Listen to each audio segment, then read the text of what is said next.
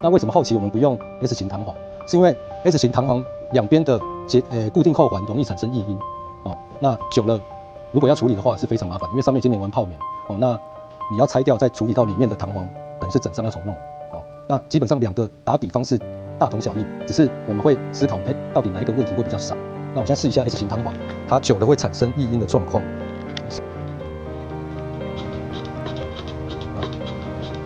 你可以听到那种底关的声音，就是因为S 型弹簧跟扣环中间有缝隙，导致于异音的产生。所以后期我们就不太使用 S 型弹簧。